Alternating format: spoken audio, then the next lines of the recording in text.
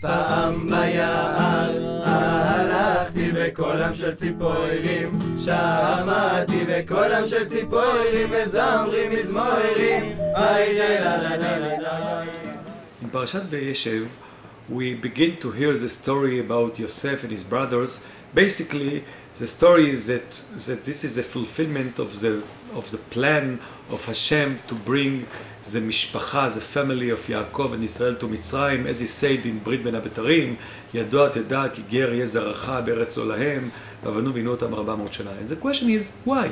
What is the meaning behind the fact? Why is Jewish people has to start as a people, as a nation in Egypt and not in Eretz Canaan?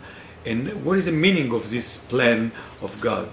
Another question is that in the beginning of the parasha we can hear about the two dreams of Joseph. The first one about the alumot, and the second one about the shemesh ve'areach, the sun and the moon, they are mishtachavim li. What is different between these two chalamot?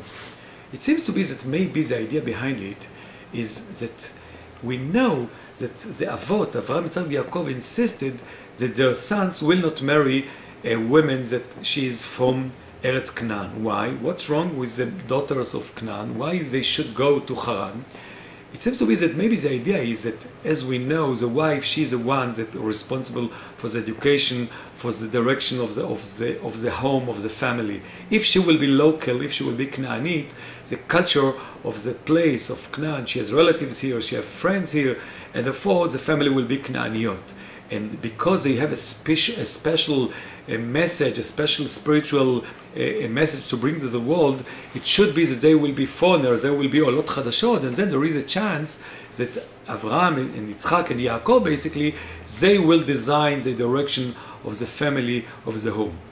But what happened with the sons of Yaakov? They actually married daughters from Canaan. We know it from Yehuda, וישא בת איש כנעני ושמו שוע, and Shimon we know, בני Shimon, Yemuel, וימין, ואוהד, וצוחר, ושאול בן הכנענית. So it seems to be that all the sons of Jacob, they actually married with Canaaniot. And therefore maybe this is the idea behind the divine plan to take this family to Egypt. Because if they would have stayed here in Eretz Canaan, they will be assimilated within the Canaanim, and Jewish people will not, they didn't have a chance to become the Jewish people. And therefore they had to go to Mitzrayim, to Egypt, and then became a nation and a people in a place that they will not be assimilated, not because they don't want to, because they cannot, because the culture of Egypt will reject them, because as we know, the Egyptians, they look down at the Canaanim. To'avat Mitzrayim kol ro'ei tzon. The culture of Canaan, they hate it, they dislike it. And therefore, he came to Egypt with his family, and then they can become from a family to become a nation without assimilation with the Egyptian, because they cannot be assimilated within the Egyptians because of the Egyptian culture.